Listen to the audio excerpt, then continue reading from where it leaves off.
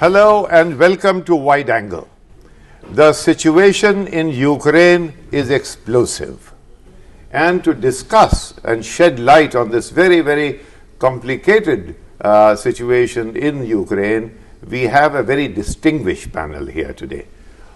We have from the extreme right, Ambassador Alexander Kadakin of Russia, and then a former ambassador to Moscow for India, Prabhat Shukla, who is now a senior person at the Vivekanand International Foundation.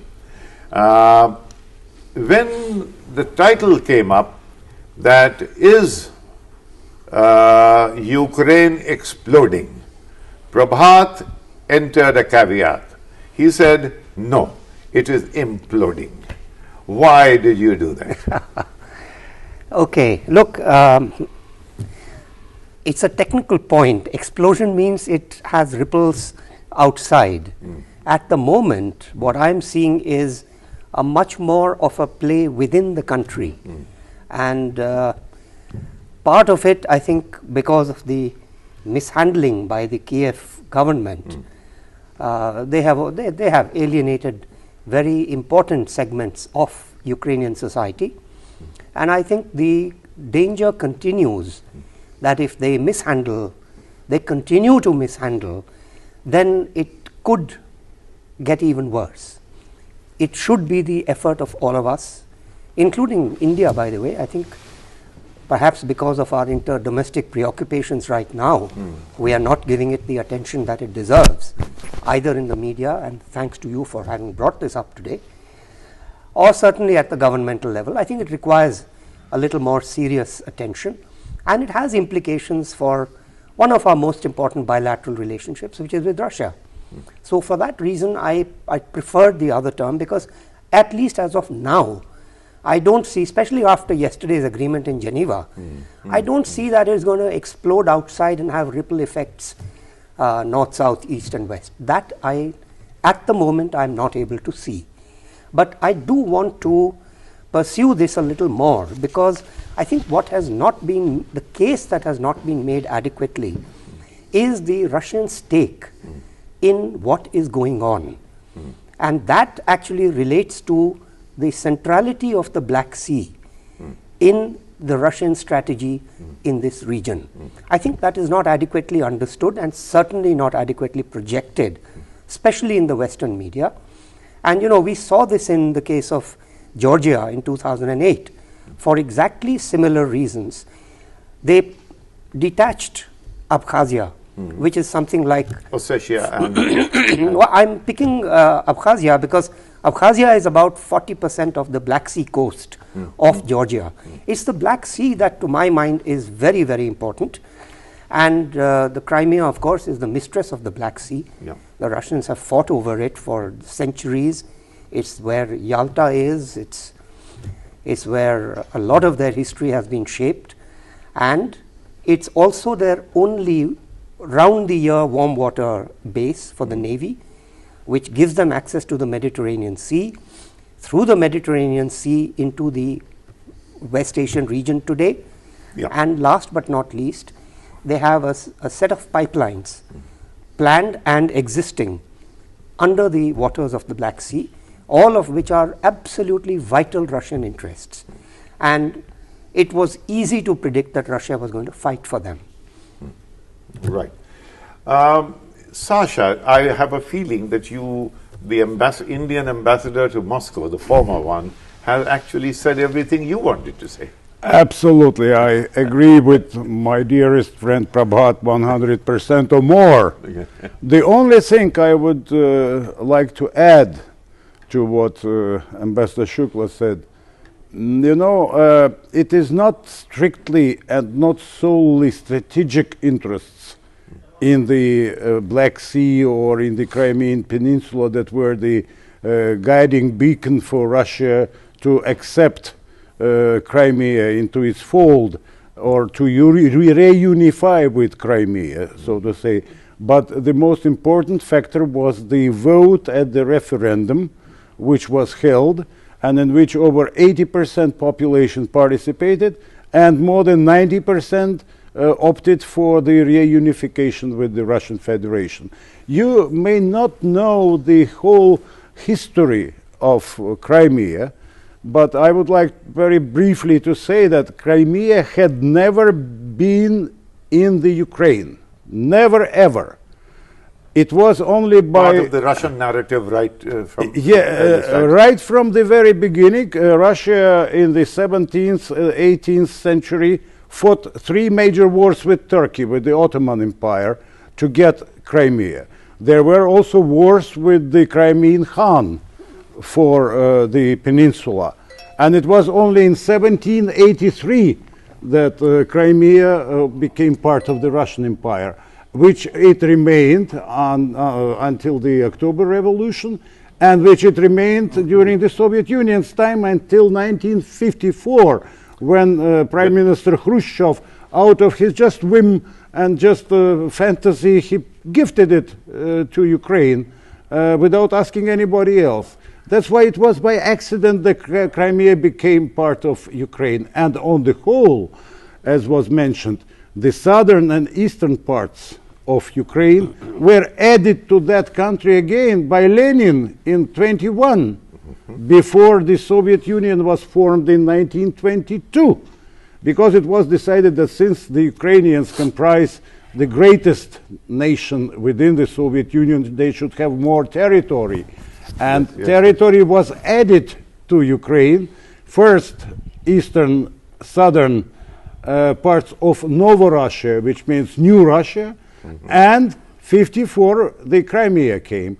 And even the western parts of Ukraine were added practically after 1945. The western Ukraine had never been part of Ukraine as such, because they were either part of the Lithuanian kingdom or Austro-Hungarian kingdom or Polish kingdom, but never they were in the Russian actually, Empire. this is wonderful that you have given this backdrop, because you are experts and you know the situation like the back of your hand. But the audiences, the situation is so rapidly moving that we have to carry our viewers with us, and therefore you've done just the right thing by giving the background. In fact, my own association or my memory of Ukraine goes back to Babi Yar by Yevtushenko's famous poem. In Babi Yar there are no memorials, if you remember. Now that part... And you know the Babi Yar tragedy, that terrible Holocaust, it was performed by hired policemen from Western Ukraine, those who are now at the helm in Kiev. Yes, they were helping the Germans to exterminate thousands of Jews, Russians, Ukrainians, and other people. That is absolutely true. Has the West not remember the West knows everything. They know everything, but they become deaf and dumb when it does not suit their interests. You can just put them truth into their face. Sasha, what is But they their don't interest? hear, they don't listen. No, that is fine. But what is, they must have an interest. What is their interest?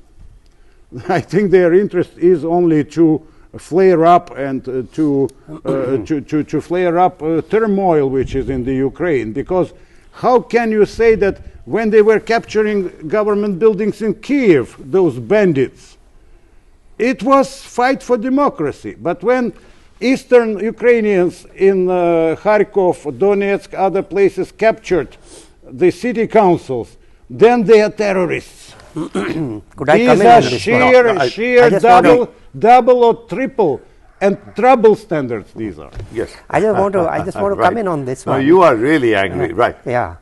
I'll try and provide the rationale for this anger, which I don't feel, but which I do understand. If you look at the map, and I see that you have one there, look at the Black Sea. To come back to my favorite argument, the southern coast is all Turkey, right? NATO member. Move westwards or northwards, Bulgaria, NATO member, EU member, Romania, NATO, EU, Ukraine, candidate for both NATO and EU. Correct. A little stretch of Russia, from I think Kerch to about Sochi, a little stretch, and then Georgia, candidate for both EU and NATO. So, if there are already three member states, and the Baltics. no, I am talking only Black Sea right now. If the other two, that is Ukraine and Georgia, are able to fulfill their strategic goal with the backing of NATO and the EU, the net result will be that the Black Sea becomes an American lake. Russia is not going to let this happen without a fight. Now, you can say, well, it's going to then be a question of muscle power. Fair enough. Ultimately, I think, unfortunately, the world has not moved beyond the stage of the ultimate arbiter being force. But this is so vital for Russia that they are not going to let the Black Sea simply slip away from their grip. And that is why I mentioned earlier the removal of Abkhazia. That's a way of the most important port which Georgia has is in Abkhazia. So they have ensured that Prabhat, in the worst case. Help me and the viewers understand this one basic elementary question. What is the American interest except to squeeze the Russians out of the big strategic asset, which is the Black Sea? Is that what it is? I mean, then it's war. Look, it's being played a little differently than overt war. So, are we heading towards war? Personally, I think not. No, yeah. And I think, frankly, nobody can afford it, let alone want it. No one can even afford it. So, it's not that. It's that there are a number of issues that they are, from the American perspective, the game plan has always been related to, in this part of the world, number one, removing first the Soviet Union and then Russia as a potential security threat or a security challenger, even regionally now. And secondly, the big game is hydrocarbons. They have not even achieved the first objective yet, and that is why the thrust towards expansion of NATO, expansion of the EU. By the way, yesterday, day before, yesterday, the phone-in, yesterday, Putin's phone-in? Phone-in was yesterday. I think it was yesterday. Yesterday for about 4 hours. For the first time, he has linked it, in fact, to the expansion of NATO, yes. they have done. Yes. And the point is that as far as the Americans and some of their allies in the EU are concerned, this expansion has to continue to keep the pressure up on Russia, number one. Yes. And the second one is on hydrocarbons. Not just the source, not just ownership of the source, but also the transportation of the hydrocarbons. That has become the transportation driving to Europe from the Caspian and the Central Asian sources. Which way will it go? Through what routes will it go? And from the American perspective, Russia has to be squeezed out of this. Now, at the time of the breakup of the Soviet Union, all the lines ran through Russia or Russian controlled territory. And therefore, you had the first fight in Chechnya, because Grozny was a major center. And now the fight has widened to cover the Black Sea, to bring Turkey in, to bring Syria in.